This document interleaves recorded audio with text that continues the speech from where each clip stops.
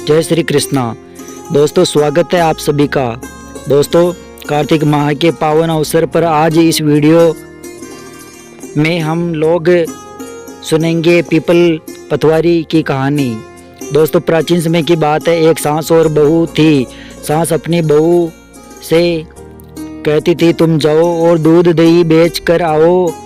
बहू दूध दही बेचने जाती थी। कार्तिक का महीना था, रास्ते में सभी औरतें पीपल सींच रही थी तो वह वहाँ बैठ गई और औरतों से पूछने लगी तुम क्या कर रही हो। तो सभी औरतें बोलने लगी हम तो पीपल की पतवारी सींच रहे हैं।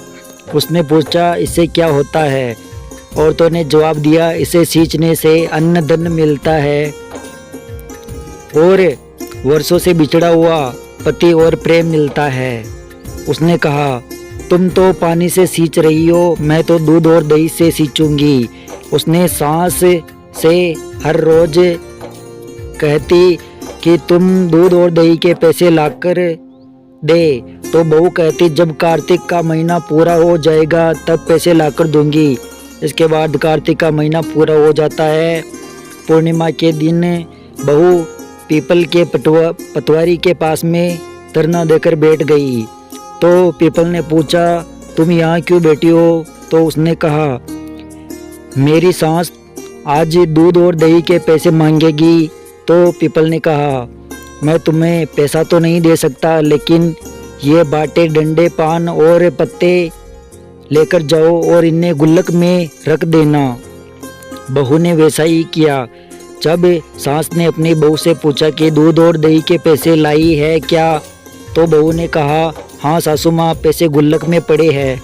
जब सासू ने गुल्लक खोल के देखा तो वह देखती ही रह गई, क्योंकि गुल्लक में हीरे मोती जवाहरात चमक रहे थे। पत्तों का धन हो गया। इतना सारा धन देखकर सासू की बोली बंद हो गई। सासू बोली तू इतना पैसा कहाँ से लेकर आई बहू ने कहा और आकर देखा तो वहाँ पे बहुत सारा धन पड़ा था। तब बहू ने बताया मैंने एक महीना दूध और दही से पीपल पतवारी को सींचा था और उससे धन मांगा था, तो उसने मुझे बाटे डंडे पत्ते दिए जो मैंने गुल्लक में रख दिए और वह हीरे मोती हो गए। यह सुनकर सासू ने कहा अगली बार मैं भी पतवारी सींचूंगी।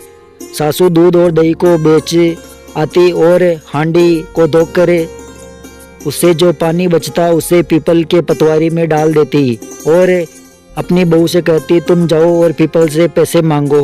तो बहू ने कहा कभी बहू भी सासू से पैसा मांगती है क्या।